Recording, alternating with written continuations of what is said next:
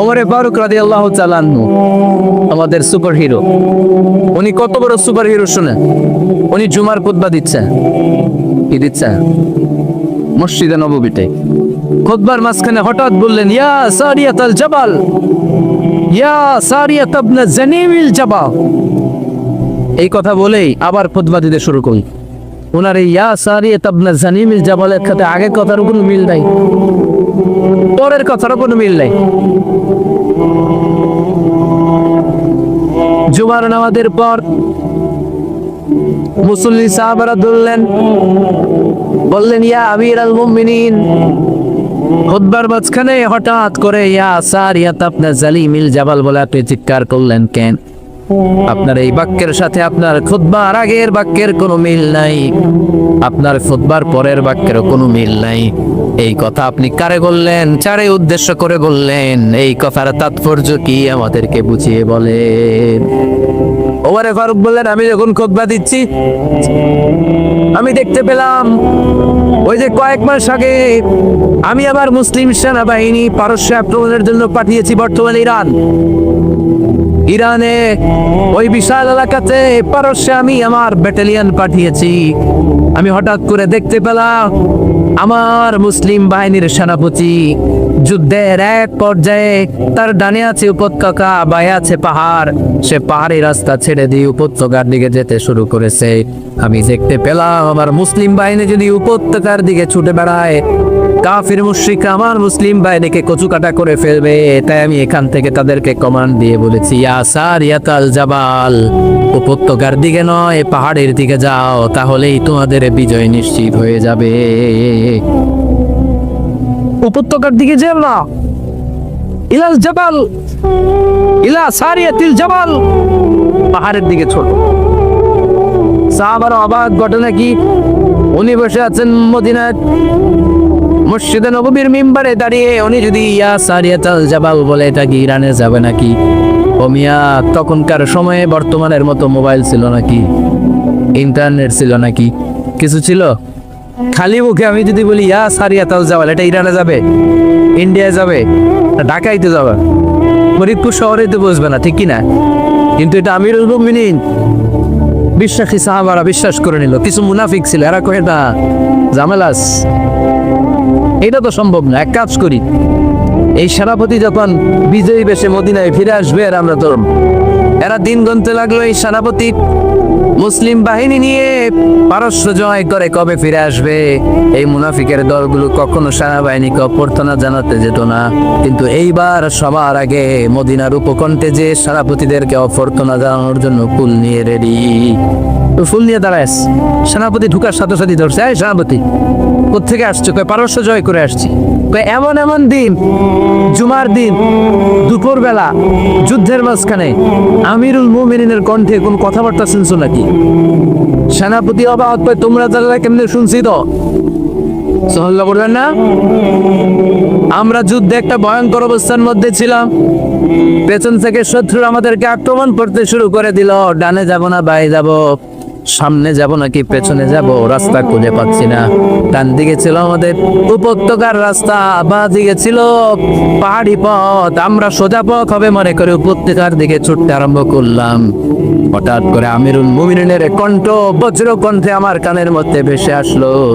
আমার মনে হলো আমিরুল মুমিনিন কেমন যেন আমাকে কমান্ড দিচ্ছেন আর বলছেন, ইয়া সারিয়াতাল জাবাল, ডান দিকে উপত্যকার পথে নয়, তাড়াতাড়ি পাহাড়ের দিকে সৈন্যবাহিনী নিয়ে উঠে যা। পাহাড়ের দিকে, ডানেরা, this is wrong track and this is the right track. ওই দিন যদি ওমরে ফারুকের ওই গাইডলাইন, আমিরুল মুমিনিনের কমান্ড যদি আমি না শুনতাম, আজকে বিজয়ের বেশে ফিরতেও পারতাম না, আমাদের চেহারাও তোমরা দেখতে পেত না। ওমরে ফারুকের ওই কমান্ড, ওই গাইডলাইন অদৃশ্য থেকে শোনার কারণে এই পারস্যের মধ্যে আমাদেরকে সেই যুদ্ধে বিজয় দান করেছে কে? দিস ইজ ওমরে ফারুক, দিস ইজ ফারুক। বিশ্বনবী বলছেন, ওমর, মা লাকিয়াকা শাইতানু সালিকান ফাজ্জান ইল্লা সালাকা ফাজ্জান গায়রা ফাজ্জিক। ওমর, শয়তান ইবলিস যদি তোমার কোনো রাস্তা দিয়ে হাঁটতে দেখে, শয়তান ওই রাস্তা রেখে দিয়ে অন্য রাস্তা দিয়ে হাঁটবে। সুবহানাল্লাহ বাড়িতে দিয়ে বললেন, কে বলতেছে? বিশ্বনবী। কার ব্যাপারে? ওমরে ফারুকের ব্যাপারে। শয়তান যদি দেখে যে ওমরে ফারুক এই রাস্তা দিয়ে হাঁটতেছে, শয়তান ওই রাস্তা রেখে দিয়ে অন্য রাস্তা দিয়ে সুবহানাল্লাহ পড়ে। রাত্রিবেলা আমরা ওদের বাচ্চা ছেলে মেয়েদেরকে যখন খাওয়াই, বাচ্চারা খেতে চায় না, এরকম হয় আপনাদের ফরিদপুর এলাকায়? এই এলাকায় হয় নাকি? খেতে চায় না বাচ্চা, এই চকলেট দেখায়া, এই মিনা কার্টুন দেখায়া, এইটা সেইটা এগুলো সেগুলো বলে, গল্প টল্প বলে ভুলায় খাওয়ানো লাগে, তাই না? তারপরও খায় না। আমারও ছোট মেয়ে আছে, খেতে চায় না, এইটা সেইটা এমনি সেমনি খাওয়ানো লাগে। তো শেষে না ফেরে মা বাবা বলতে বাধ্য হয়, ওই যে ভূত আসতেছে, ভূত, তাড়াতাড়ি তাড়াতাড়ি খাও, তাহলে ভূত ধরবে তো। ওই যে বাঘ আসতেছে, বাঘ, তাড়াতাড়ি খাইলে তাহলে বাঘে কামড়। বলি না আমরা? আপনারা কি বলে? দূর। আর কি বলে? হ্যাঁ, আচ্ছা, এক এক জায়গায় এক একটা আমরা বলি, ভূত আসবে, বাঘ খাবে, ভাল্লুক খাবে, তাড়াতাড়ি খাও। মদিনাতে যখন ওমরে ফারুক আমিরুল মুমিনিন, মদিনার মায়েরাও বাচ্চাদেরকে খাওয়াতে পারতো না, ছোট্ট মেয়েদেরকে খাওয়াতে পারতো না, খাওয়া নিয়ে যন্ত্রণা করতে। বাচ্চারা যখন মদিনায় খেতে চাইতো না রাত্রি বেলায়, মদিনার মায়েরা বলতো তাড়াতাড়ি খাও, হা হুয়া ইয়াতি ওমর, হা হুয়া ইয়াতি ওমর, তাড়াতাড়ি খা, নাইলে ওই যে ওমর আসতেছে। This is our superhero, সাইয়েদনা Omar Faruk রাদিয়াল্লাহু তাআলা। শুধু শয়তানি ভয় পেত না, মুনাফিকরাও ভয় পেত, জমের মতো ভয়। শুধু তাই না, আমাদের আম্মাজান বিষ্ণু ইসা ইসলামের স্ত্রীরা ওমর ফারুককে ভয় পেত। সুবহানাল্লাহ কইবেন না? মাঝে মাঝে বিষ্ণু ইসা ইসলামের সাথে আম্মাজান আয়েশার ঝগড়া হতো, হতো না? আপনাদের ফ্যামিলিতে ঝগড়া হয়? হয় না? হয় না? কার কার দেখি করে আল্লাহ, অনেক আল্লাহর ওলি আছে তো জায়গায়, ঝগড়া হয় না? ঠিক ভাই, এ কি কথা কয় ঝগড়া হয় না? বল, বিশ্বনবীর ফ্যামিলিতে ঝগড়া হয়, আপনার ফ্যামিলিতে হয় না? মিষ্টি ঝগড়া, বিয়ে, আর ও বিয়েই করে নাই।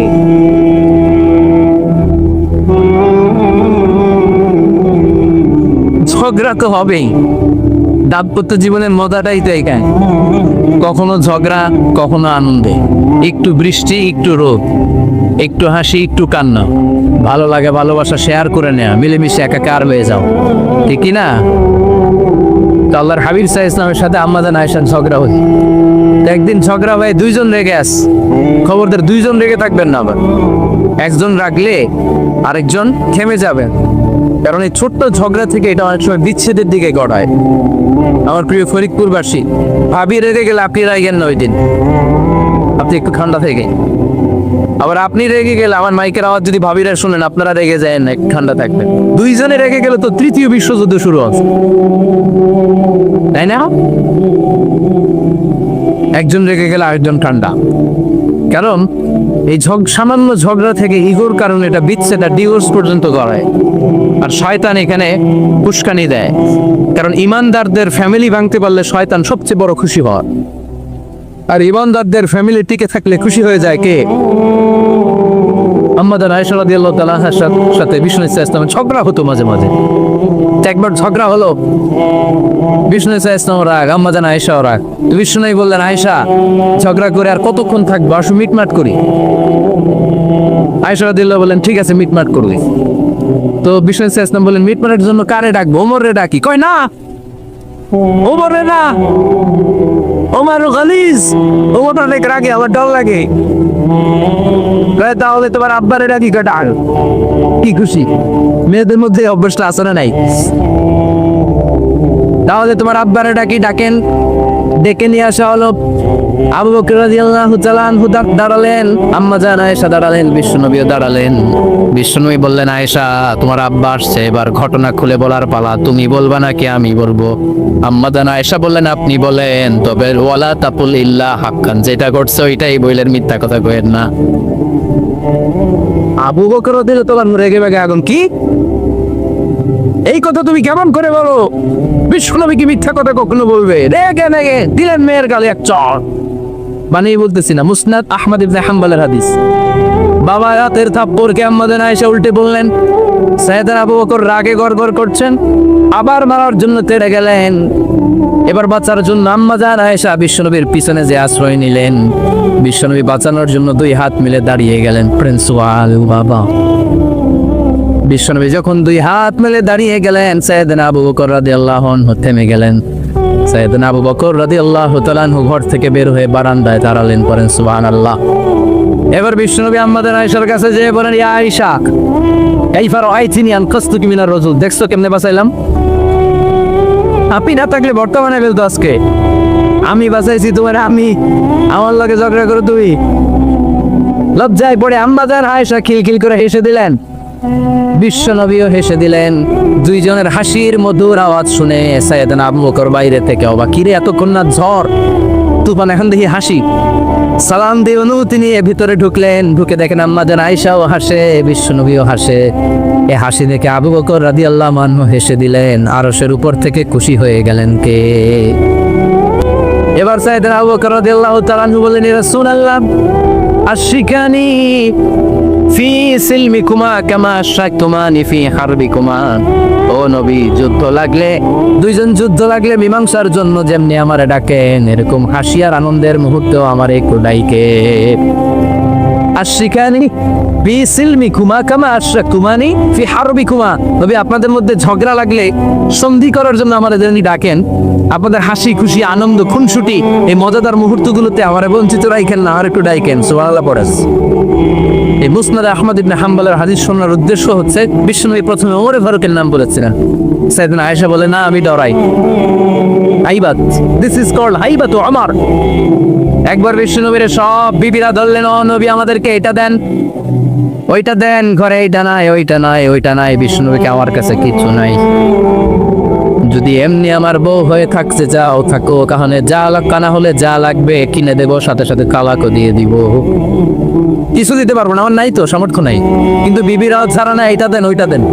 বিশ্বনবী রহমতের নবী, বিবিদেরকে বুঝাতেও পারেন, বিবিরা আবদার করতেছে নবী এটা লাগবে ওইটা লাগবে। ইন দ্য মিন টাইম বিশ্বনবী একজনের সালাম শুনতে পেলেন, কে যেন দরজায় দাঁড়িয়ে বলতেছে আসসালামু আলাইকুম। বিশ্বনবী দরজার দিকে তাকালেন, তাকিয়ে বললেন ওয়ালাইকুম আসসালাম, আর বুঝতে পারলেন এটা আমার ওমরের সালাম। সালাম দেওয়ার পরে বিবিদের দিকে তাকায় দেখে একজন বিবিও নাই, সব অন্দরমহলের ভিতরে দৌড়। সুবহানাল্লাহ পড়তে পারলেন না? This is our super hero আমার। এরকম আমার একটা লাগবে, চিল্লায় বলেন কয়টা? একটা আমার গোটা বিশ্বকে সোজা করে দিবে, একটা আমার সবল আর দুর্বলের সব পার্থক্য দূর করে দিবে, মাজলুমের উপর জালিমের অত্যাচারের অবসান ঘটায় দিবে, গোটা বিশ্বটাকে সাম্য মৈত্রী ভালোবাসার ইনসাফ দিয়ে পরিপূর্ণ করে দিবে। সেই উমরের অপেক্ষায় নিজের ছেলেকে 80টা বেত মেরেছে। কয়টা? 80টা বেত মেরেছে। এই ব্যাপারে অনেকগুলো বর্ণনা পাওয়া যায়। সবচেয়ে সহিহ বর্ণনা হচ্ছে মুয়াত্তা ইমাম মালিকের বর্ণনা। ওমর ফারুক রাদিয়াল্লাহু তাআলা আনহু ছেলে আব্দুর রহমান মারুফুন বিআবি শাহমা ছিলেন মিশরে, ওখানে নাবিজ খেয়েছিলেন। নাবিজ হচ্ছে আরব দেশের লোকেরা দুধের মধ্যে শক্ত খুরমা রাত্রেবেলা ঢেলে দিত, ঢেলে দিলে সারা রাত ওই খুরমার রসটা দুধের সাথে মিশে দুধটা লাল হয়ে যেত, এটাতে সকালবেলা খেত, খুব সুস্বাদু, এটাকে বলে নাবিজ। কিন্তু এটা রাতে ভিজাইলে সকালেই খাইতে হয়, রেখে দিলে আবার একটু সমস্যা হয়, এটা অনেকটা তারির মতো হয়ে যায়, মাতলামি চলে আস। তো ওরে ফারুকের ছেলে নাবিজ খেয়েছেন, মদ খাননি, নাবিজ, কিন্তু নাবিজ খাওয়াতে সাকরান চলে এসেছে। সাকরান চলে আসাতে এটা যখন প্রমাণিত হয়েছে, আমর ইবনে আস রাদিয়াল্লাহু তাআলা আনহু নাকি 80 বেত মেরেছেন মিশরে, 6 বেত। নিয়ম হচ্ছে সবার সামনে, কিন্তু সবার সামনে না মেরে একটু গোপনে মেরেছে। এই তথ্য যখন ওমরে ফারুকের কাছে এসেছে, উনি বললেন না, মারতে হবে সবার সামনে, আলাদা মারলা কেন? ও মদিনায় ফিরে আসলে আমি আবার 80টা মারব। মদিনায় ফিরে আসার পরে সাইয়েদনা ওমরে ফারুক ওই আগের 80টারে আর ধরেন নাই, নিজ হাতে আবার 80টা বেত মেরেছে। এই বেত মারার 1 মাস পরে এই আবু শামা ইন্তেকাল করেছে। অনেক ঐতিহাসিক বলে এই বেতের আঘাতে মরেছে, কেউ কেউ বলেছে নিজের রোগের কারণে মরেছে। কিন্তু দিস ইজ দ্য ইনসাফ সিস্টেম অফ আমা। নিজের ছেলে বলে ছেড়ে দেয় নাই, এখন নিজের ছেলে হলে 7 গুণ মাফ, না তার ছেলে হলে 10 গুণ মাফ, এলাকার মরণের ছেলে হলে 10 গুণ মাফ। ও partiality in Islam, Islami partiality নাই। আপনি নেতার ছেলে হন, আপনি বিজনেস ম্যাগনেটের ছেলে হন, আপনি যেই হন না কেন, ইসলামের দৃষ্টিতে সবাই সমান। চিল্লায় বলেন টিকিট। বানু মখজুমিয়া গোত্রের এক নারী চুরিতে ধরা পড়ল।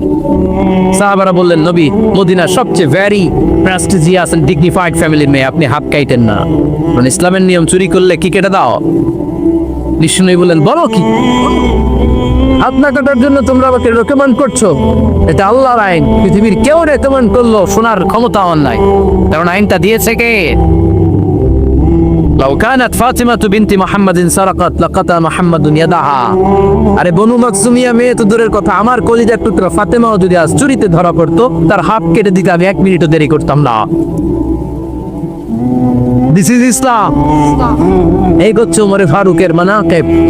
এরকম ওমরে ফারুক কয়টা লাগবে? আওয়াজ করে বলতে হবে, কয়টা লাগবে? একটা লাগবে। এই সাইয়েদনা ওমরে ফারুক মদিনার প্রথম চিফ জাস্টিস ছিলেন। সর্বপ্রথম ওনার পরামর্শে সাইয়েদনা আবু বকর রাদিয়াল্লাহু তাআলা আনহু কোরআনকে সংকলন করেছেন। আমরা এই যে কোরআন পড়ি 30 পারা, এমদাদিয়া লাইব্রেরির 114টা সূরা, কত সুন্দর সন্নিবেশ করা হয়েছে, এখানে সাজানো হয়েছে। আল্লাহ হাবিব সাল্লাল্লাহু আলাইহি ওয়াসাল্লামের সময় কি এরকম কোরআন ছিল নাকি? ছিল না। খেজুর পাতার মধ্যে, গাছের বাকলের মধ্যে, ওটের বড় হাড্ডির মধ্যে আর পাথরের মধ্যে খোদাই করা কোরআন ছিল। সাইয়েদনা আবু বকরের সময় রাদিয়াল্লাহু তাআলা আনহুর সময় যুদ্ধ হলো, 70 জন হাফেজ সাহাবী ইন্তেকাল করলেন। সাইয়েদনা আবু বকর রাদিয়াল্লাহু তাআলা আনহুকে ডেকে ওমরে বল, এইভাবে হাফেজে কোরআন সাহাবীরা যদি দুনিয়া থেকে বিদায় হয়ে যায়, আল্লাহর কোরআনও তো বিদায় হয়ে যাবে। আমার পরামর্শ হলো, আপনি সব বয়োজ্যেষ্ঠ সাহাবীদেরকে একসাথে করে কোরআনের সব কাগজগুলোকে একসাথে করে একটা নির্ধারিত কপির মধ্যে কোরআনকে সংকলন করে ফেলে। সাইয়েদনা আবু বকর বললেন, যেটা আমার নবী করেন এটা আমি কেমনে করি? কিন্তু ওমরে ফারুক নাচুর বান্দা বলে না, এটা করলে কোনো খারাপ হবে না, ভালোই হবে। মুসলিম উম্মার জন্য এক জায়গায় কোরআন সন্নিবেশিত থাকবে, আপনি করেন। সাইয়েদনা আবু বকর রাজি হয় না, ওমরে ফারুকও ছাড়ে না। ওমরে ফারুক বলতে বলতে বলতে বলতে এমন ভাবে সাইয়েদনা আবু বকর রাদিয়াল্লাহু তাআলা আনহুকে ধরলেন, সব শেষে সাইয়েদনা আবু বকর ওমরে ফারুকের কথায় কোরআন সংকলনে রাজি হয়ে গেলেন। পড়েন সুবহানাল্লাহ। উনি বললেন, ওমর যখন আমাকে বারবার বুঝাতে লাগলো, আল্লাহ তাআলা আমার হৃদয়টা ওমরের কথা শোনার জন্য খুলে দিলেন। আল্লাহ তাআলা কেমন যেন আমাকে ইলহাম করলেন, আবু বকর করো, এই কাজের মধ্য দিয়ে আমি আমার কোরআনকে গোটা বিশ্বে জীবিত রেখে দেব। This is Kumar. এই যে আমরা হিজরি সনের যে আমরা গণনা করি, এই হিজরি সনের প্রবর্তক হচ্ছে সাইয়েদনা ওমরে ফাজেল। সুবহানাল্লাহ নাই? আপনাদের মনোযোগ আছে না গেছে? কই ঘুমাই গেলেন মনে হয়? তাকবীর দেন তো একজন আওয়াজ করে।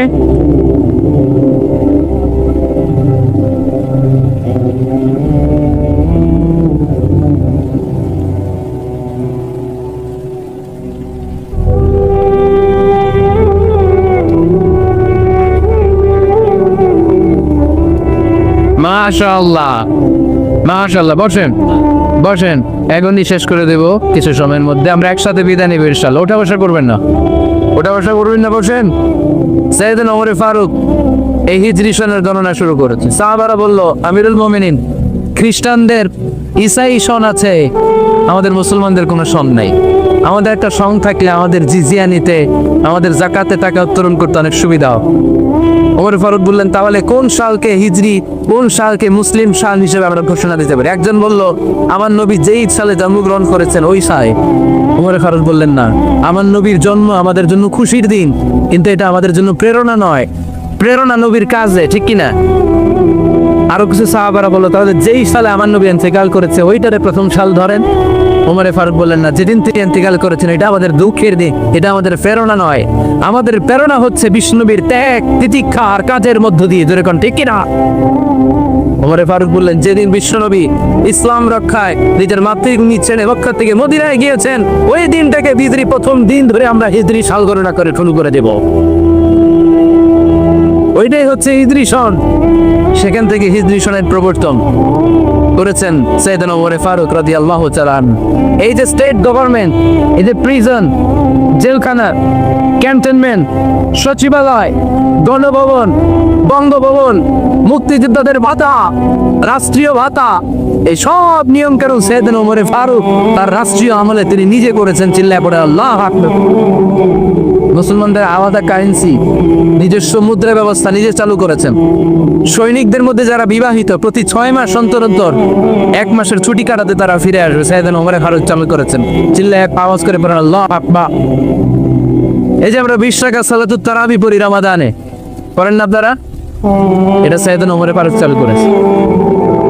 সুবহানাল্লাহ পড়তে পারলেন না? কোরআনে মোট 22টা আয়াত আছে যেখানে সাহাবারা ইনডিসিশনে ভুগছিল। বিশ্বনবীর মত একটা, ওমর ফারুকের মত আর একটা। এই 22 জায়গায় আল্লাহ তাআলা বিশ্বনবীর মতের পক্ষে আয়াত নাজিল না করে ওমর ফারুকের মতের পক্ষে কোরআনের আয়াত নাজিল করে। আওয়াজ করে পড়েন আল্লাহু আকবার। এদিকে উঠলেন কেন আপনারা? যারা উঠছেন আমার দিকে তাকান। ঢুকতেছে বাড়ি থেকে, ঢুকতেছে বাড়ি থেকে, লোকজন ঢুকতেছে ভিতরে, কিছু ভিতরে ঢুকতেছে, কিছু বাড়িতেছে না। বলতেছে স্তর দিচ্ছে তো বলে পক্ষে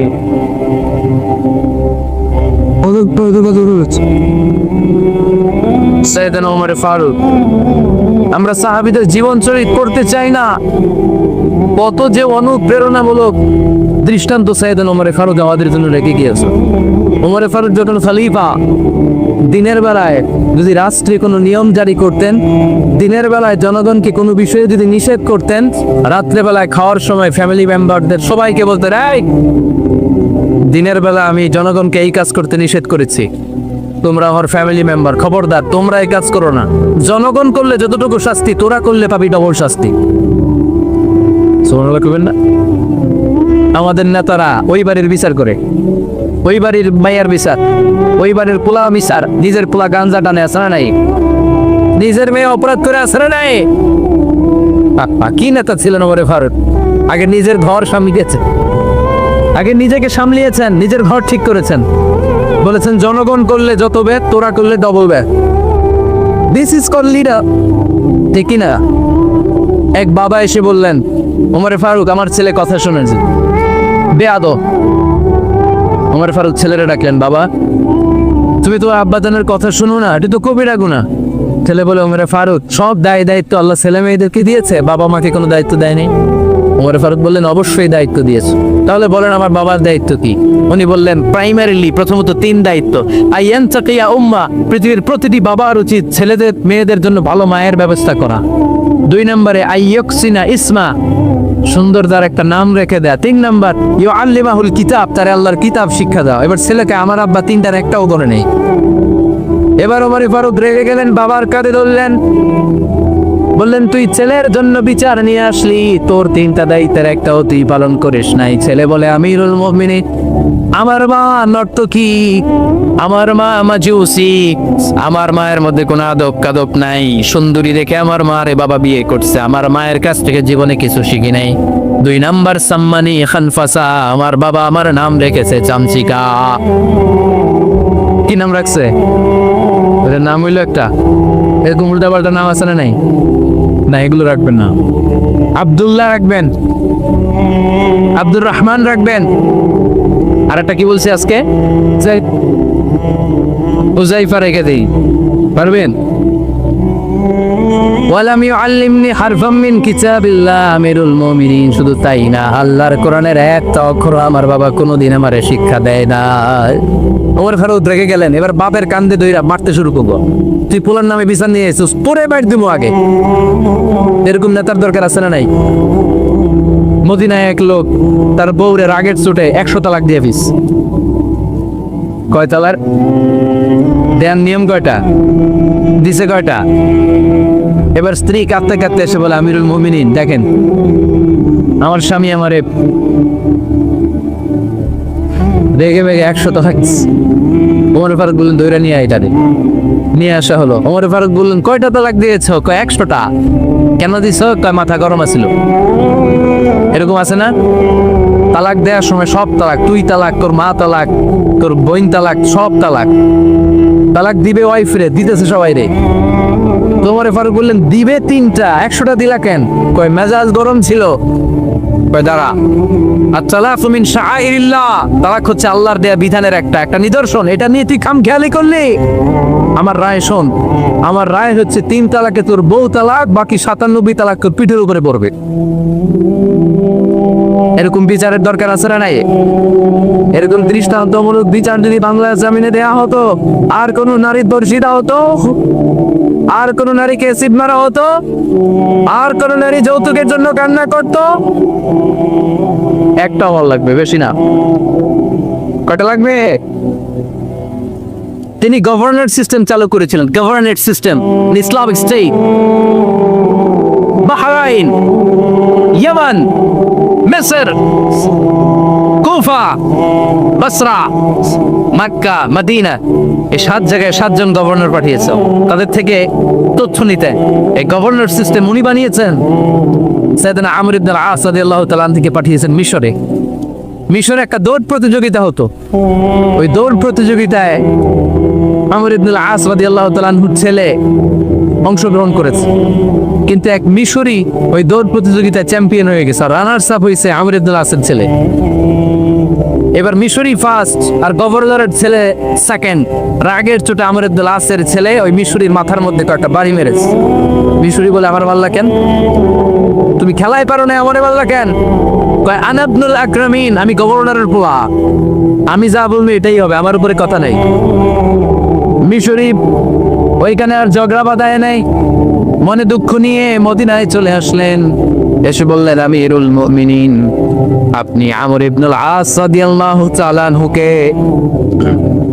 মিশরের গভর্নর বানিয়ে কাটিয়েছেন। একটা প্রতিযোগিতায় আমি চ্যাম্পিয়ন হয়েছি, ওনার ছেলে হয়েছে রানারা। কেন সে চ্যাম্পিয়ন হতে পারে নাই? এই কারণে আমার মাথায় লাঠি দিয়ে 3টা বাড়ি মেরেছে। বিচারটা দিছে কার দরবারে? কথা বোঝেন নাই উপায়? ওমরে ফারুকের দরবার। ওমরে ফারুক বললেন, ছাড়ি, আগামী বছরের অমুক তারিখ আমি সব গভর্নরদেরকে ডেকে হিসাব নিতে, ওই দিন তুই থাকবি, পারবি না? মিশনে বলে, পারবো বলে, অবশ্যই পার। ওই দিন 7 রাজ্য থেকে 7 গভর্নর হাজির, গভর্নরদের ছেলেরাও হাজির, মিশরীয় হাজির। 7 গভর্নরের কাছ থেকে 7 এলাকার খোঁজ খবর নেয়ার পরে ওমরে ফারুক বললেন, আইনাল মিশরি, মিশরি লোকটা কই, এদিকে আয়। মিশরি সামনে আসার পরে বলল, আমর ইবনুল আস, তুমি মিশরের গভর্নর, তোমার ছেলে সহ তুমি আসো। আমর ইবনুল আস এসে সামনে বসে রইলেন। এবার বললেন, ও আমর ইবনুল আসের ছেলে, তুমি নাকি ইবনুল আকরামিন গভর্নরের ছেলে, তুমি যা বলবে মিশরে নাকি তাই হবে, তোমার নাকি অনেক দাপট। নিজে একটা লাঠি এনে মিশরীর হাতে দিয়ে বললো, এবার তোর মাথায় যতটা মারছে তুই ততটা গুনে গুনে মার, আমি দেখবো। আমর ইবনুল আস দেখবে, আমর ইবনুল আসের ছেলেরে তুই এখানে মার। সে বলতেছে, থাক, আপনি বলছেন এতেই যথেষ্ট, মারা লাগবে না, আমি মাফ করে দিলাম। ওমরে ফারুক বলল, খবর দাও, মার, মার বছর। মিশরি ওমরে ফারুকের দমক শুনে ভয়ে ভয়ে 3টা বাড়ি মারল। এই বাড়ি মারা দেখেও ওমরে ফারুকের হৃদয় ঠান্ডা হয় নাই। লজ্জায় আমর ইবনুল আস, বয়স হয়ে গিয়েছে সাহাবা, মাথা তখন টাক, মাথায় চুল নাই, লজ্জায় মাথাটা হেট হয়ে মাথাটা নিচু করে রেখেছে। এবার রাগের চোটে ওমরে ফারুক বললেন, এবার আমর ইবনুল আসের টাক মাথার মধ্যে একটা মার, মার। কেন ছেলেকে শিক্ষা দিতে পারে নাই? ইয়া আমর ইবনুল আস, মাতা জাআলতুমুন নাস আবিদা, তোমরা কখন মিশরীদেরকে নিজেদের দাস বানায় নিলা? ওয়াকাদ ওয়ালাদাতু উম্মুহুম আকরারা, আর ওদের মায়েরা তো ওদেরকে স্বাধীন সন্তান হিসেবে প্রসব করেছে। মানুষদের উপর ক্ষমতাগিরি করার জন্য গভর্নর পাঠাই নাই। খবরদার, জনগণ তাদেরকে দেখভাল করার জন্য তোমাদেরকে পাঠানো হয়েছে, তাদের উপর কোনো অত্যাচার করার জন্য নয়। চিল্লায় বলেন ঠিক কি? এরকম নেতা কয়টা লাগবে? কয়টা? ওই নেতার নাম কি? ওমর। হুয়া ইয়াতি ওমর। 22 জায়গায় বিশ্বনবী কয় একটা, ওমরে ফারুক বলে আরেকটা। আল্লাহ বলে, বিশ্বনবী আপনার পক্ষে আমি আয়াত নাজিল করতে পারলাম না, আমি ওমরের পক্ষে নাজিল করে দিলাম। বিশ্বনবী বলতেন, ইন্নালি কুল্লি উম্মাতিন মুহাদ্দাস, সব উম্মতের মধ্যে, সব নবীর উম্মতের মধ্য থেকে একজন করে আল্লাহ তাকে মুহাদ্দিস বানাতো। মুহাদ্দিস না, মুহাদ্দাস। মুহাদ্দাস মানে এমন লোক যিনি যা ভাবতো ওই ভাবনাটাই আল্লাহ আয়াত হিসেবে নাজিল করে দিতেন। বিশ্বনবী বললেন, আমার উম্মতের মধ্যে মুহাদ্দাস হচ্ছে সাইয়েদনা ওমর। মদিনার সবচেয়ে বড় মুনাফিকের নাম আব্দুল্লাহ ইবনে উবাই ইবনে সালুল, সব মুনাফিকদের সরদার। কিন্তু এই মুনাফিকের ছেলেটা হলো পাক্কা ইমানদার। এই ছেলের নাম হলো আব্দুল্লাহ। আওয়াজ করে বলেন, ছেলের নাম কি? আব্দুল্লাহ ইবনে উবাই ইবনে সালুল মুনাফিক সর্দার যখন ইন্তেকাল করলো, সাইয়েদনা আব্দুল্লাহ রাদিয়াল্লাহু তাআলা আনহু বিশ্বনবীর কাছে এসে চোখের পানি ছেড়ে ডেকে বলে, নবী আপনিও জানেন আমিও জানি, মদিনার সবাই জানে আমার আব্বা মুনাফিকদের সর্দার, কিন্তু আমার মন তো মানে না, আমার তো পিতা, আমার তো বাবা লাগে, আমার তো মন মানে না। আপনিও জানেন মুনাফিক, আমিও জানি মুনাফিক।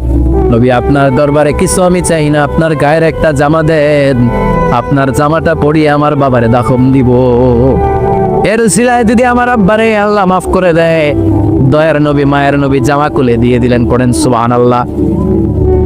আব্দুল্লাহ রাদিয়াল্লাহু তাআলা আবার আবদার চললেন, নবী জানি আমার বাবা মুনাফিক, কিন্তু আমার তো বাবা, আপনার দরবারে ফরিয়াদ, আপনি নিজে যে আমার বাবার জানাজার নামাজের ইমামতি করবেন। দয়ার নবী মায়ের নবী জানাজার নামাজে যেতে চাইলেন। ওমরে ফারুক বললেন, নবী না, খবরদার আপনি উবাই ইবনে সালুলের জানাজায় যাবেন না। বিশ্বনবী জোর করে যেতে চাইলেন। সাইয়েদনা ওমরে ফারুক বিশ্বনবীর জামা পেছন থেকে টেনে ধরলেন, আল্লাহ টেনে ধরলেন, যাবেন না আপনি। ওমরে ফারুকের হাত থেকে হেঁচকা টান মেরে জুব্বা টান দিয়ে বিশ্বনবী জানাজায় চলে গেলেন। রব্বুল আলামিন আয়াত নাজিল করলেন, ইস্তাগফির লাহুম আও লা তাস্তাগফির লাহুম ওয়া ইন তাস্তাগফির লাহুম ৭০ মাররাতান ফালা ইয়াগফিরুল্লাহু লাহুম। নবী গো, একবার নয়, দুইবার নয়, ৭০ বারও যদি এই মুনাফিকের জন্য আপনি ক্ষমা চান, তার জন্য ক্ষমা নাই, তার জন্য আছে জাহান্নাম। ওয়ালা তাকুম, আপনি যাবেন না আলা কবরি, কখনো তাদের জানাজায় যাবেন না। এই যে একটা বহুতরে ফেলছেন, এটা এবারই শেষ, এরপরে আর যাবেন না। সাইয়েদনা ওমর ফারুকের পক্ষে আল্লাহ তাআলা কোরআনের আয়াত নাযিল করে দিলেন, চিল্লায় পড়ে মা পাকতা। এভাবে 22টা জায়গায় ওমর ফারুক যা বলেছে, এটা নিয়ে একটা আলাদা আলোচনা হইতে হবে, আলাদা একটা আলোচনা লাগবে যে 22টা আয়াতে আল্লাহ তাআলা বিষ্ণুবীর পক্ষে কোরআনের আয়াত নাযিল না করে সাইয়েদনা ওমর ফারুকের পক্ষে আয়াত নাযিল করেছেন। চিল্লায় পড়েন সুবহানাল্লাহ। ওই ওমর ফারুককে আমাদের মডেল বানানোর দরকার আছে না নাই? ওই ওমর ফারুকের জীবনী আমাদের ছেলে মেয়েদেরকে পড়ানোর দরকার আছে না? আমাদের ভবিষ্যৎ প্রজন্ম এগুলো জানে না। ওরা সালমান খান দেখে বড় হয়, ওরা শাহরুখ খান দেখে বড় হয়, ওরা ঋত্বিক রোশনকে দেখে বড় হয়। ওরা মনে করে যে এরাই বড় সুপার হিরো। আমাদের যে কত বড় সুপার হিরো আছে এরা জানেই না। নতুন প্রজন্মের গর্ণ কহরে সাইয়েদনা ওমর ফারুকের ইতিহাস পৌঁছে দেওয়ার দরকার আছে না নাই? আল্লাহ ইজ ওয়াচিং মি, মনে রাখবেন। অনেকে আমাদেরকে প্রশ্ন করে যে হুজুর আমি 5 ওয়াক্ত নামাজ পড়ি, ইয়াং ছেলেরা, আমি ইয়াংদের কথা বুঝি, ইয়াংরা আমার কথা বুঝে।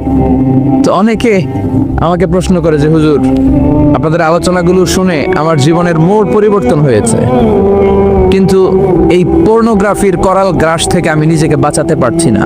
আমি নামাজও পড়ি, আবার অশ্লীল ভিডিও দেখি। আমি সকালে তওবা করে বিকেলে দেখি, বিকেলে তওবা করে সকালে দেখি। এরকম সমস্যা আমার অনেক যুবক ভাইদের আছে না নাই? তোমাদের যাদের এই সমস্যা, তাদের মোবাইলের ওয়েলকামিং নোটে তুমি লিখে রাখবে, আল্লাহ ইজ ওয়াচিং মি, মানে আল্লাহ আমায় দেখছেন।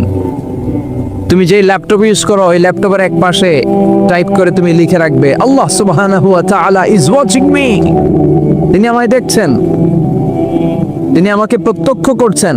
পৃথিবীর কেউ দেখে না। দরজা বন্ধ করে, লাইট অফ করে, জানালার পর্দা নামিয়ে দিয়ে একা একা লুকিয়ে লুকিয়ে অশ্লীল ভিডিও আমি দেখছি, কেউ দেখে না। দেখে কে? এজন্য আল্লাহর ভয়টা মুমিনের অন্তরে সব সময় থাকা চাই। আল্লাহর ভয় যদি কোনো মুমিনের অন্তরে থাকে, সে মুমিন কখনো পথ ভুলে যায় না, ঠিক কি না? যাদের হৃদয়ে আছে আল্লাহর ভয়, তারা কবু পথ ভুলে যায় না। আল্লাহর প্রেম ছাড়া এই দুনিয়ায় কারো কাছে কোনো কিছু চায় না। পড়েন সবাই, যাদের হৃদয়ে আছে আল্লাহর ভয়, তারা কবু পথ ভুলে যায় না। আল্লাহর প্রেম ছাড়া এই দুনিয়ায় কারো কাছে কোনো কিছু চায় না। রাতের আধারে যারা সেজদাতে রয়, দু চোখের শ্রুতে নদী যেন বয়, ছলনার হাতছানি যতই আসুক পেছনে ফিরেও সে তাকায় না। যাদের হৃদয়ে আছে আল্লাহর ভয়, তারা কভু পথ ভুলে যায় না। আল্লাহর প্রেম ছাড়া এই দুনিয়ায় কারো কাছে কোনো কিছু চায় না। চিল্লায় বলেন ঠিক কিরা? আল্লাহর ভয় এটা অনেক দামি জিনিস। এটার নাম হচ্ছে তাকওয়াল্লাহ। এটার নাম কি? তাকওয়া। উমরে ফারুক উবাই ইবনে কাব রাদিয়াল্লাহু তাআলা আনহুকে জিজ্ঞেস করলো, ইয়া উবাই মা হুয়া তাকওয়া? উবাই, তাকওয়া কি? হোয়াট ইজ তাকওয়া? What is the definition of তাকওয়া? উবাই ইবনে কাব প্রশ্নের উত্তর না করে ওমরে ফারুককে আবার প্রশ্ন করে বললেন, আমা সালাকতা তরিকান যা শাউক? হে আমিরুল মুমিনিন, আপনি কি কাঁটাযুক্ত কোনো রাস্তা দিয়ে, এমন রাস্তা যে রাস্তার ডানে বায়ে সামনে পেছনে ক্যাকটাসের গুল্মলতা, খালি কাঁটা, এই কাঁটাযুক্ত কোনো রাস্তা দিয়ে কি আপনি কখনো হেঁটে যান নাই? ওমরে ফারুক বললেন, বালা, আমি হেঁটে গিয়েছি। উবাই বললেন, ওই রাস্তা দিয়ে হাঁটার সময় আপনি কেমন করে হেঁটেছেন? ওমরে ফারুক বললেন, ইজতাহাদতু ওয়া ইশতাম্মারতু, আমি এমন ভাবে হেঁটে গিয়েছি যাতে আশেপাশে ডানে বায়ে কাটা আমার গায়ে না লাগে, আমার জুব্বায় না লাগে। আমার জুব্বাটা ধরে আটো সাটো করে সন্তপর্ণে খুব সচেতনতার সাথে আমি হেঁটে গিয়েছি যাতে কাটা গায়ে না বিধে। উবাই বললেন, হাযা হুয়া তাকওয়া, এটাই তো তাকওয়া, এটাই তাকওয়া। এমন ভাবে এই পৃথিবীতে আপনাকে চলতে হবে যাতে শয়তানের কোনো হাতছানি, কোনো পাপ, কোনো পঙ্কিলতা, কোনো ধরনের অশ্লীল বিষয় আপনার গায়ে পৌঁছতে না পারে। এটাই তাকওয়া। বিশ্বনবী একবার খেজুরের ডালা ভেঙে মরুভূমির মধ্যে একটা দাগ টানলেন, লম্বা দাগ টেনে সাহাবাদেরকে বললেন, হাযা সিরাতুল মুস্তাকিম, এটার নাম সিরাতুল মুস্তাকিম। তারপর ডানে বায়ে দুই দিকে অনেকগুলো ছোট ছোট দাগ কাটলেন, বললেন, হাযিহি সুবুলুশ শায়তান, ডানে বায়ের রাস্তাগুলো এগুলো শয়তানের রাস্তা। ডান দিক থেকে বাম দিক থেকে তোমাকে শয়তান হাতছানি দিবে। গানের কনসার্টে চলো, ওখানে মমতাজ গান গাবে, আছে না নাই? মদের আড্ডাখানায় চলো, দুম্মা চলে ধুম দেখতে চলো, জুয়াবাজিতে চলো, নিষিদ্ধ পল্লীতে চলো, একটার পর একটা হাতছানি আপনাকে ডানে বায়ে সামনে থেকে পেছন থেকে আপনাকে গ্রাস করে ফেলতে চাইবে। কিন্তু মুমিন যখন সিরাতুল মুস্তাকিমের পথে একবার উঠেছে, এই পথটা শুরু হয়েছে দুনিয়া থেকে, এটার ওই প্রান্তে আছে জান্নাতুল ফেরদাউস। ঠিক কিনা? এজন্য প্রতিদিন সালাতে আমরা পড়ি ইহদিনাস সিরাতাল মুস্তাকিম। যে যুবকদের এই সমস্যা আছে, পর্নোগ্রাফির সমস্যা, এটা জাতীয় সমস্যা বাংলাদেশের। বাংলাদেশের জাতীয় রোগের নাম ডায়াবেটিক্স। জাতীয় রোগের নাম কি? আর যুবকদের জাতীয় সমস্যা হচ্ছে কি? পর্নোগ্রাফি। স্মার্টফোনগুলো আমাদেরকে স্মার্ট না বানিয়ে আমাদেরকে শেষ করে দিচ্ছে, ঠিক কি না? এজন্য আপনার একটা শক্ত সিদ্ধান্ত পারে আপনাকে জান্নাতি বানাতে, আর আপনার দুর্বল সিদ্ধান্তটাই আপনাকে জাহান্নামী বানানোর জন্য যথেষ্ট। এজন্য মুমিন মাত্রই তাকে বিশ্বাস করতে হবে, আল্লাহ ইজ ওয়াচিং মি। কি বিশ্বাস করবেন? আল্লাহ ইজ ওয়াচিং মি, আল্লাহ আমায় দেখছেন। কেউ দেখে না, কারো দেখার দরকার নাই, কিন্তু আমার আল্লাহ দেখে, ঠিক কি না? এটাই সবসময় মুমিনের অন্তরে থাকতে হবে। এটার নাম ঈমান, এটার নাম তাকওয়া। এই তাকওয়া নিয়ে যেন আমরা মরতে পারি, আল্লাহ তুমি তৌফিক দাও। ঈমানের সাথে যেন আমাদের মৃত্যু নসিব হয়, তুমি তৌফিক দাও। বিশ্বনবী সবসময় দোয়া করতেন, আল্লাহুম্মা রযুকনা হুসনাল খাওয়াতিম, হে আল্লাহ তুমি আমার শেষটাকে ভালো করো, কারণ সব ভালো তার, শেষ ভালো যার। এরকম অনেকে আছে আজীবন ইসলামের পক্ষে ছিল কিন্তু শেষকালে মুরতাদ হয়ে মারা যায়, আছে না নাই? আবার অনেকে আজীবন ছিল কাফের, মুশরিক, ইসলামের শত্রু, নাস্তিক, কিন্তু শেষকালে কালিমা পড়ে মারা যায়, আছে না নাই? জিহাদের ময়দানে এক সাহাবা যুদ্ধ করতে করতে কাফির মুশরিকদেরকে কচু কাটা করে জাহান্নামে পাঠিয়ে দিচ্ছিলেন। জিহাদের ময়দানে ওনার যুদ্ধ দেখে সব সাহাবারা বলল, আজকের জিহাদের ময়দানের সব সওয়াব এই সাহাবা পেয়ে যাবে। বিশ্বনবী বললেন, হুয়া ফিন্নার, ও জাহান্নামে যাবে। এক সাহাবী তো অবাক, এটা আবার কেমন কথা? জান মাল সব বাজি রেখে জিহাদের ময়দানে আল্লাহর দুশমনগুলোর একটার পর একটাকে শেষ করে দিয়ে জাহান্নামে পাঠিয়ে দিচ্ছে, আর এই মুজাহিদ ফি সাবিলিল্লাহ জাহান্নামে যাবে? How come, how it's possible? এই সাহাবী পেছনে পেছনে লুকিয়ে লুকিয়ে দেখতে লাগলো যে আমি এটার শেষ দেখতে চাই। দেখতে দেখতে এক পর্যায়ে তিনি খুঁজে পেলেন যে সাহাবী কাফেরদের বিরুদ্ধে যুদ্ধ করতে করতে কাফেরদের বিশাল এক ঘাটির ভেতরে ঢুকে পড়েছে। সেখানে যুদ্ধ করতে করতে একটা পর্যায়ে এমন আসতো, সে মারে আবার মার খায়, শুধু মারে না, মারেও আবার মরেও। মার খেতে খেতে হঠাৎ তার ডান হাতে এক কাফের এক কোপ মেরে তার ডান হাতটা কেটে ফেলে দিল। তাকে আহত অবস্থায় রেখে দিয়ে কাফেররা অন্যদিকে চলে গেল। এই ডান হাত থেকে ব্লিডিং হতে হতে এমন অবস্থা আর সহ্য হয় না, আর কিছুক্ষণ ওয়েট করলেই তার শাহাদাতের মৃত্যু। কিসের মৃত্যু? কথা বলেন। আমাকে শহীদ করে সেই মিছিলে শামিল করে নিও, যে মিছিলের নেতা মীর হামজা খোবায়েবে খাব্বাব আল্লাহর কাছে ছিল অতি প্রিয়, শামিল করে নিও আমাকে শহীদ করে সেই মিছিলে শামিল করে নিও। পড়েন আমিন। শাহাদাতের তামান্না যার অন্তরে থাকে না সে মুমিন হতে পারে না, সে মুনাফিক। মরতে তো হবেই, এজন্য আল্লাহর কাছে আমরা শাহাদাতের মৃত্যু চাই, ঠিক কি না? বিশ্বনবী বলেন, শাহাদাতের মৃত্যু নিয়ে কেউ যদি বিছানায় পড়েও মারা যায়, কিয়ামতের দিন শহীদদের কাতারে আল্লাহ তাকে দাঁড় করিয়ে দিবে। তো যুদ্ধ করতে করতে ওই সাহাবা আর কিছু সময় অপেক্ষা করলেই শাহীদি মৃত্যু, কিন্তু আর অপেক্ষা করতে না পেরে তলোয়ারটাকে সে মাটিতে গেড়ে ওই তলোয়ারের উপর ঝাঁপিয়ে পড়ল। পেটের এই পাশ থেকে ঢুকে পিঠ দিয়ে তলোয়ার বের হয়ে গেল, ওইখানে শেষ। তার মানে শাহাদাতের মৃত্যু হয় নাই, তার হয়েছে আত্মহত্যা। তার কি হয়েছে? সুইসাইড। মান খাতালা নাফসাহু বিশাইইন উযযিবা বিহি ইয়াউমাল কিয়ামা। যে ব্যক্তি যে জিনিস দিয়ে নিজেকে শেষ করবে কিয়ামতের দিন, ওটাই হবে তার শাস্তি। যে গলায় ওড়না পেঁচিয়ে মারা যায়, ওই মেয়েগুলো in the day of judgement, কিয়ামতে বিচার শেষে জাহান্নামে শুধু ওড়না পেঁচিয়ে মরতেই থাকবে। যে বিষ খেয়ে মারা যায়, ওর শাস্তি হবে জাহান্নামের বিষ খেয়ে খেয়ে সে জাহান্নামটাকে কাঁপিয়ে তুলবে। যে ছুরি ঢুকিয়ে স্ট্যাবিং করে মারা যায়, ও শুধু স্ট্যাবিং করতেই থাকবে জাহান্নামে। এই সাহাবা আত্মহত্যা করলেন। পেছন থেকে লুকিয়ে লুকিয়ে যে সাহাবা এই দৃশ্য দেখলো, সে দৌড়ে বিশ্বনবীর কাছে যেয়ে বলল, আশহাদু আন্নাকা মুহাম্মাদ রাসূলুল্লাহ, আমি সাক্ষ্য দিচ্ছি নিশ্চয়ই আপনি আল্লাহর রাসূল। কারণ ওই সাহাবী আত্মহত্যা করে মারা গিয়েছে, তার কপালে শাহাদাত জোটে নাই।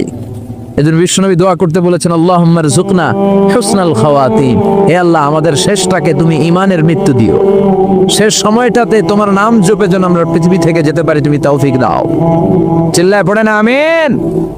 সব সময় মুমিন ভয় পাবে কাকে? চাইবে কার কাছে? নাকি খাজা বাবার কাছে, বড় হুজুর, ছোট হুজুর? একজনের কাছে আমরা চাইবো। চিৎকার করে বলেন, চিনি কে? কালা কচুয়া। ধলা কচুয়া নাই এদিকে? ধলাও আছে, কালা কচুয়া। চাঁদপুরের দিকে আবার একটা আছে কচুয়া, না? কাজিমউদ্দিন খন্দকার উচ্চ বিদ্যালয়, আলহাজ আব্দুল হক খন্দকার মহিলা মাদ্রাসা ও ফারুকিয়া হাফিজিয়া মাদ্রাসা এতিমখানার উদ্যোগে 53তম বার্ষিক ওয়াজ ও দোয়ার মাহফিল। প্রধান অতিথি অ্যাডভোকেট আব্দুল মতিন খসরু সাহেব, আমাদের মাননীয় এমপি মহোদয়, সংসদ সদস্য কুমিল্লা 5, প্রেসিডিয়াম সদস্য বাংলাদেশ আওয়ামী লীগ ও সাবেক সফল মন্ত্রী আইন বিচার ও সংসদ বিষয়ক মন্ত্রণালয়। অনেক নাম শুনেছি ওনার, দেখা হয় না। তো আজকে 2 ঘন্টা ধরে নাকি বসে আছে। আমিও আসছি দেরি করে। তারপরে এখানে একটা রেস্টুরেন্ট আমরা ডিনার করলাম। তো সবাই বারবার ফোন করে বলছিল যে এমপি সাহেব কিন্তু বসে আছে, বসে আছে। আমি ওনার নাম শুনেছি, উনি খুব ধর্মপ্রাণ একজন মানুষ।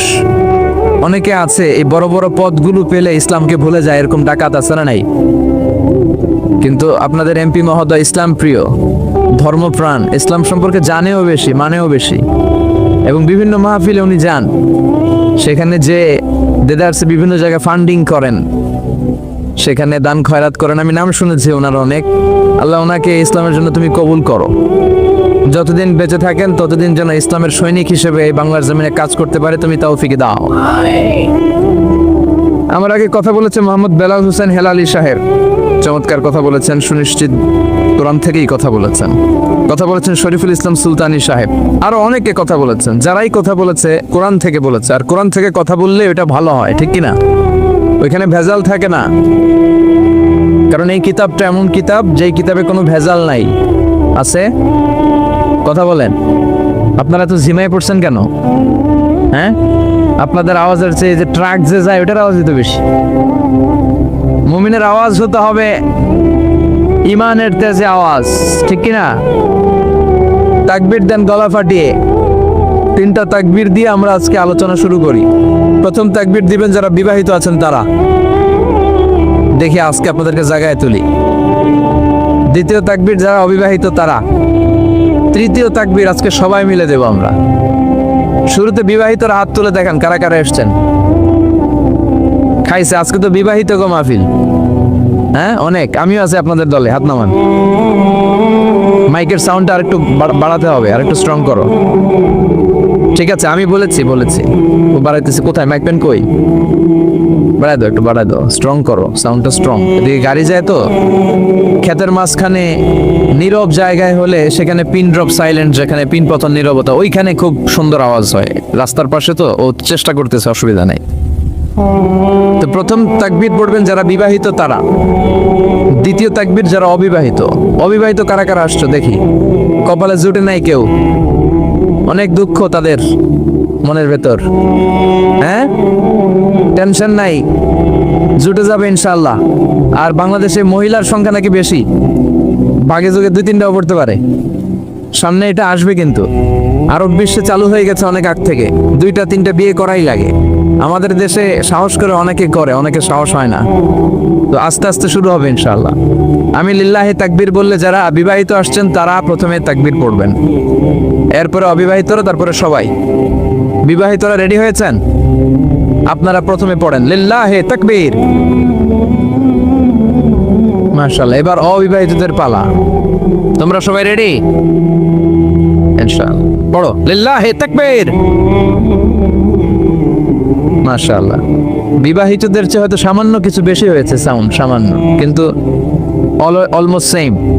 এবার সবাই মিলে আমরা 3টা তাকবীর পড়ে সরাসরি মহাবিশ্বের মহাবিশ্বয় মহাগ্রন্থ আল কোরআন থেকে কিছু কথা আপনাদের সাথে শেয়ার করব। সবাই মিলে 3টা, অনেক আওয়াজ তুলতে হবে যাতে করে এখনো যারা আসে নাই তারা যাতে চলে আসে তাড়াতাড়ি, যে কি মিস করতেছি আমরা। সবাই মিলে 3টা তাকবীর পড়েন লিল্লাহি তাকবীর, লিল্লাহি তাকবীর, লিল্লাহি তাকবীর। আল্লাহ আজীবন যেন তোমার নামের বরত্বের ঘোষণা দেই। আমরা সব সময় তাকবীর দেই একজনের নামে, তিনি কে? আমাদের সব স্লোগানে কার নাম থাকে? হিন্দুরা পড়ে जो तो मिटाना चाहे जीवन का तृष्णा सुबह शाम बोल बंदे कृष्णा कृष्णा कृष्णा। ওরা বলে কৃষ্ণা কৃষ্ণা, আমরা বলি जो तो मिटाना चाहे जीवन का जाला सुबह शाम बोल बंदे अल्लाह अल्लाह अल्लाह। ঠিক কি না? আমাদের সব জায়গায় থাকে আল্লাহ আল্লাহ আল্লাহ। আমরা এই আল্লাহর নামে অন্তরে স্থান দিতে চাই। এই অন্তরটা এমন একটা জায়গা, বিশ্বনবী বললেন ইন্না ফিল জাসাদি মুদগা, নিশ্চয় দেহে একটা গোশতের টুকরা আছে। ইদা সলুহাত সলুহাল জাসাদু কুল্লু, দেহের এই গোশতের টুকরাটা যদি ভালো হয়ে যায় পুরো দেহটা ভালো হয়ে যায়। ওয়া ইন ফাসাদাত ফাসাদাল জাসাদু কুল্লু, দেহের এই গোশতের টুকরা যদি পচে যায়, খারাপ হয়ে যায়, পুরো দেহটা খারাপ হয়ে যায়। বিষ্ণু বললেন আলা ওয়াহিয়াল কলব, জেনে রাখো এই গোশতের টুকরাটার নাম হচ্ছে কলব। সেটার নাম কি? এই যে বাম স্তনের 2 আঙ্গুল নিচে থাকে, এটা এই জায়গায় আল্লাহ সেট করে দিয়েছেন কলব। আলা বিযিকরিল্লাহি তাতমাইন্নুল কুলুব, কোনো কিছু দিয়ে এই কলবের প্রশান্তি আসে না শুধুমাত্র আল্লাহর জিকির ছাড়া। এজন্য কলবের মধ্যে আল্লাহর জিকির বসাতে হবে। কি বসাবেন? নাকি আয়না? অনেকে আয়না বসাতে চায়, বসায় না? কি বলে? আয়না বসায় দে মোর কলবের ভিতর। না, আয়না বসাবো না, এই কলবে থাকবে সুবহানাল্লাহ, আলহামদুলিল্লাহ, লা ইলাহা ইল্লাল্লাহ, আল্লাহু আকবার। এই 4টা জিকির সবচেয়ে সেরা জিকির, খেয়াল রাখবেন। দেখেন ইসলাম মানা সহজ, আমরা আজে বাজে জায়গায় যে আজে বাজে লোকদের কথা শুনে আমরা ভুল তথ্য পেয়েছিলাম এতদিন। ইসলাম মানাটা সহজ, একেবারে নিরেট, সোজা সাপটা, গোজামিল নাই। আল্লাহর কথা আর আল্লাহ রাসূলের কথায় কোনো গোজামিল থাকে না। সুবহানাল্লাহ, আলহামদুলিল্লাহ, লা ইলাহা ইল্লাল্লাহ, আল্লাহু আকবার। পড়েন সুবহানাল্লাহ, আলহামদুলিল্লাহ, লা ইলাহা ইল্লাল্লাহ, আল্লাহু আকবার। এই চারটা তাসবিহ হচ্ছে, চারটা জিকির হচ্ছে শ্রেষ্ঠ জিকির, শ্রেষ্ঠ। তো শ্রেষ্ঠই তো পাইছেন, আর এদিক ওদিক তাকান কেন? পড়েন ইচ্ছা মতো, ইচ্ছে মতো পড়েন, ইচ্ছে মতো পড়েন। এই চারটা জিকির একসাথে মিলিয়েও পড়া যায়, আলাদা করেও পড়া যায়। আবার বিষ্ণু বললেন, মিজানের পাল্লা ভারী করতে চাও, ফাআম্মা মান সাকুলাত মাওয়াজিনুহু ফাহুয়া ফি আইশাতির রাদিয়া। মিজানের পাল্লা যারা ভারী করতে চাও তারা দুইটা জিকির করবা, সুবহানাল্লাহি ওয়া বিহামদিহি, সুবহানাল্লাহিল আযীম। এই দুইটা শব্দ কালিমাতান হাবিবাতান ইলার রহমান, আল্লাহর কাছে খুব প্রিয়, সাকিলাতানি ফিল লিসান, এই জিহ্বার মধ্যে এই শব্দ দুইটা উচ্চারণে খুব সহজ, খুব পাতলা। সাকিলাতানি ফিল মিজান, কিন্তু এই শব্দ দুইটা মিজানের পাল্লায় রেখে দিলে অনেক ওজন হয়ে যাবে। সুবহানাল্লাহি বিহামদিহি, সুবহানাল্লাহিল আযীম। পড়তে রাজি আছেন তো? প্রত্যেক ফরজ সালাতের পরে আয়াতুল কুরসি পড়বেন। কি পড়বেন? মুখস্থ আছে না? এটা পড়ে ফু দিলে কোনো জিন পড়ি, ব্ল্যাক ম্যাজিক কোনো কিছু আপনারা ধরতে পারবে না। বিশ্বনবী বলেন, মান কারা আয়াতাল কুরসি দুবুরা কুল্লি সালাতিন মাকতুবা লাম ইয়ামনাহু মিন দুখুলিল জান্নাতি ইল্লাল মাউত। প্রত্যেক ফরজ সালাতের পরে কেউ যদি আয়াতুল কুরসি পড়ে, তার জান্নাতে ঢোকার ব্যাপারে আর কোনো বাধা নিষেধ থাকে না। একটা জিনিস ছাড়া, সুবহানাল্লাহ, আরেকটু পরে কোন একটা জিনিস ছাড়া, ইল্লাল মাউত, সেটা হচ্ছে মৃত্যু। লোকটা মরে না তাই জান্নাতে যায় না, মরলেই জান্নাতে। এবার সুবহানাল্লাহ। তাহলে প্রত্যেক ফরজ সালাতের পরে আয়াতুল কুরসি দরকার আছে না নাই? প্রত্যেক ফরজ সালাতের পরে সালাম ফিরিয়ে আওয়াজ করে পড়বেন আল্লাহু আকবার। 3 বার পড়বেন আস্তাগফিরুল্লাহ, আস্তাগফিরুল্লাহ, আস্তাগফিরুল্লাহ।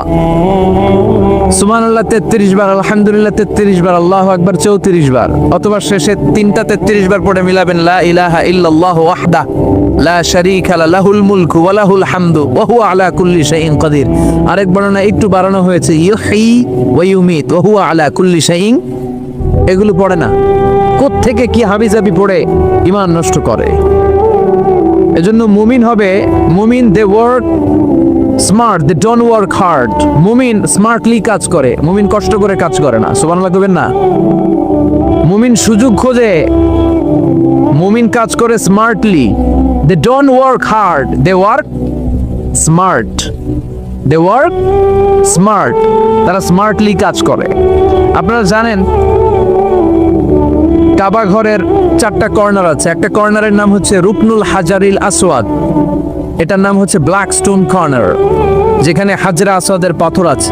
এই পাথরটাতে চুমু দিলে জীবনের গুনাহ সব মাফ করে দেয় কে? এটা জান্নাতি পাথর। কিয়ামতের দিন এই পাথরকে আল্লাহ একটা জিহ্বা দিবে, ঠোঁট দিবে, 2টা চোখ দিবে। আর কিয়ামতের দিন আল্লাহর সামনে দাঁড়িয়ে এসে সাক্ষ্য দিবে যে আল্লাহ তোমার এই বান্দা আমারে চুমু দিয়েছিল, এ দিয়েছিল, এ দিয়েছিল, এদের সবাইকে মাফ করে দাও। তাই হাজরা আসওয়াদের কর্নার আর কাবা ঘরের যে স্বর্ণ দিয়ে খচিত দরজা, এই হাজরা আসওয়াদের কর্নার আর দরজার মাঝখানে ছোট্ট একটু জায়গা, এটারে আরবিতে বলে মুলতাজাম। আমার সাথে সাথে পড়েন, এটারে আরবিতে কি বলে? ইলতাজামা ইয়ালতাজিমু ইলতিজামান। মুলতাজিম, মুলতাজাম মানে হচ্ছে যেটার সাথে লেগে থাকা হয় সব সময়। সাহাবারা এই জায়গাটার সাথে লেগে থাকতেন, পেট লাগিয়ে, গাল লাগিয়ে, চোখ লাগিয়ে, মুখ লাগিয়ে কাঁদতেন আর দোয়া করতেন। আর এই জায়গায় পেট লাগিয়ে, শরীর লাগিয়ে দোয়া করলে ওই দোয়া আল্লাহ ফিরিয়ে দেয় না। কিন্তু ওই জায়গায় দোয়া করার চান্সও এত সহজে পাওয়া যায় না, ধাক্কা ধাক্কি যুদ্ধ করতে হবে আপনাদের। তো এক মাওলানা চান্স পাইছে ওইখানে, অনেক ধাক্কা ধাক্কি করে, খাইয়া দেয়া শক্তি কইরা ধাক্কা ধাক্কি, পাকিস্তানি পাঠানি যেগুলো আছে, 8-10টা পাঠান একসাথে দাঁড়ালে ওগুলার জ্বালায় কিছুই করা যায় না। এইভাবে তাকাইতে হয় ওদের দিকে, তাকাইলে আপনার টুপি পরে যাবে ইয়া উঁচু লম্বা। তো এই মাওলানা অনেক ধাক্কা ধাক্কি করে কোন রকম ওই মুলতাজামে হাত লাগাইতে পারছে। এখন আবার তো আরেক ধাক্কায় ওই যে চলে যাবে, কোনো হিসাব নাই। তো সে এখানে দাঁড়াই আল্লাহর কাছে দোয়া করছে, যেহেতু এই জায়গায় দোয়া করলেই আল্লাহ কবুল করে, এখন কয়টা চাবে আল্লাহর কাছে, সময় তো নাই। সে ওখানে হাত লাগিয়ে দোয়া করতেছে, আল্লাহ একটাই দোয়া, জীবনে যত দোয়া করছিলাম আর করমু সব দোয়া তুমি কবুল করে নিও। যত দোয়া জীবনে করছি আর মরার আগের দিন পর্যন্ত যত দোয়া আমি করব, এই দোয়াগুলো কবুল কইরো, এই একটাই চাওয়া, আর কিছু চাইলাম না তোমার কাছে। তো কিছু বাকি রাখছে? কথা বলেন। The believer, they work smart, they don't work hard. বিশ্বাসীরা স্মার্টলি কাজ করে। ওরা শক্তি খাটিয়ে ঘাম ঝরিয়ে কাজ করে না, ওরা সুযোগ খোঁজে, ওরা ঝোপ বোঝে কোপ মারে, ঠিক কি না? যেখানে সওয়াব বেশি, অল্প কাজে প্রফিট বেশি, লাভ বেশি, ওইটাই না মানুষ করবে, ঠিক কি না? এই জন্য যে সহি আমলগুলোর কথা বললাম ফরজ সালাতের পরে, আজকে থেকে এগুলো আমরা করব। মনে থাকবে ইনশাআল্লাহ? পড়েন আর জোরে পড়েন ইনশাআল্লাহ।